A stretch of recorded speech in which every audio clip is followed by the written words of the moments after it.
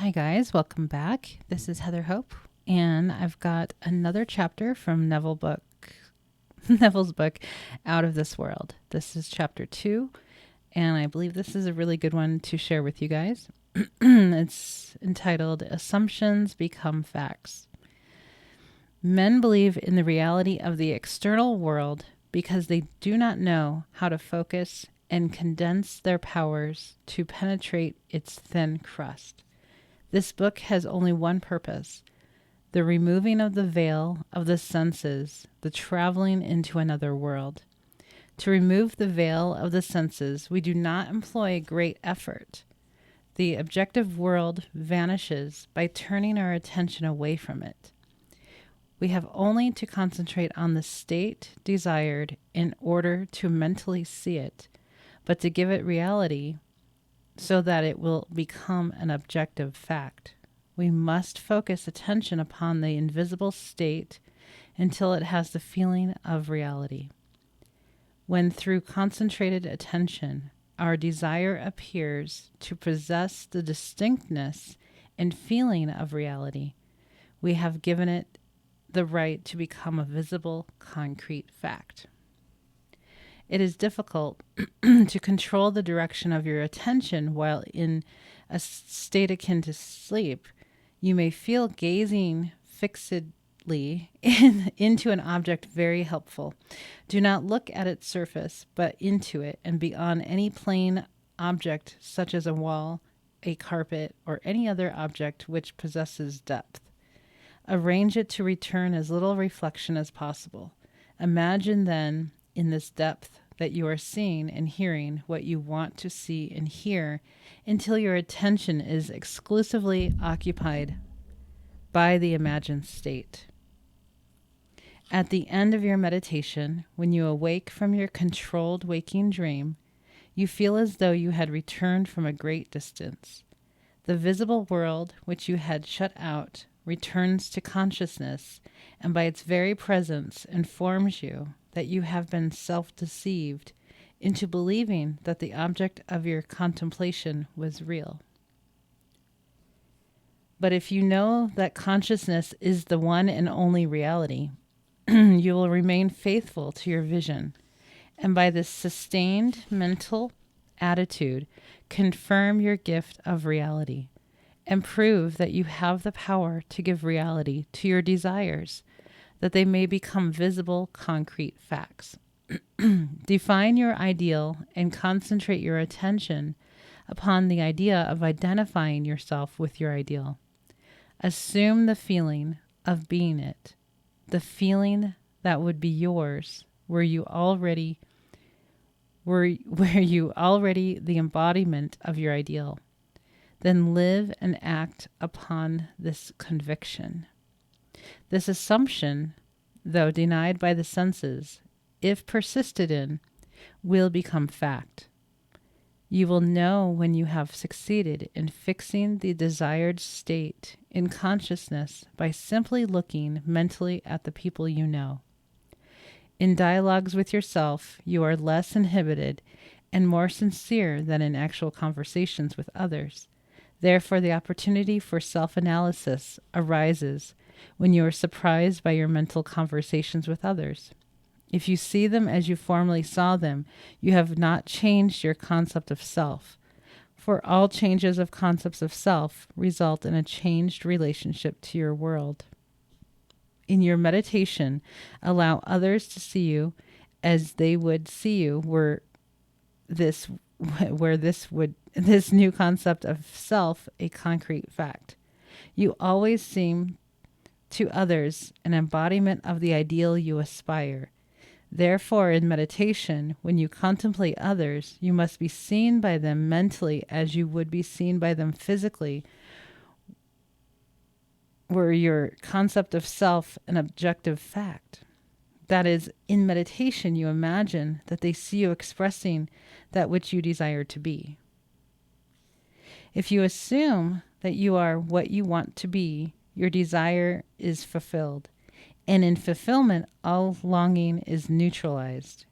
You cannot continue desiring what you have already realized. Your desire is not something you labor to fulfill. It is recognizing something you already possess. It is assuming the feeling of being that which you desire to be. Believing and being are one. The conceiver and his conception are one. Therefore, that which you conceive yourself to be can never be so far off as even to be near, for nearness implies separation. If thou canst believe, all things are possible to him that believeth. Being is the substance of things hoped for, the evidence of things not yet seen. If you assume that you are what you want to be, then you will see others as they are related to your assumption. If, however, it is good of others that you desire, then in meditation you must represent them to yourself as already being that which you desire them to be. It is through desire that you rise above your present sphere, and the road from longing to fulfillment is shortened as you experience in imagination what you would experience in the flesh, were you already the embodiment of the ideal you desire to be. I have stated that man has at every moment of time the choice before him which several futures he will encounter. But the question arises, how is this possible when the experiences of man, awake in the three-dimensional world, are predetermined, as his observation of an event before it occurs implies? This ability to change the future will be seen if we liken the experiences of life on earth to this printed page. Man experiences events on earth singingly and successively in the same way that you are now experiencing the words of this page. Imagine that every word on this page represents a single sensory impression. To get the context, to understand my meaning, you focus your vision on the first word in the upper left-hand corner. Then move your focus across the page, from left to right, letting it fall on the words singingly and successively. By the time your eyes reach the last word on this page, you have extracted my meaning. Suppose, however, on looking at the page, with all the printed words thereon equally present, you decided to rearrange them. You could, by rearranging them, tell an entirely different story. In fact, you could tell many different stories. A dream is nothing more than uncontrolled four-dimensional thinking, or the rearrangement of both past and future sensory impressions. Man seldom dreams of events in the order in which he experiences them when awake. He usually dreams of two or more events which are separated in time, fused into a single sensory impression, or in his dream, he so completely rearranges single waking sensory impressions that he does not recognize them when he encounters them in his waking state.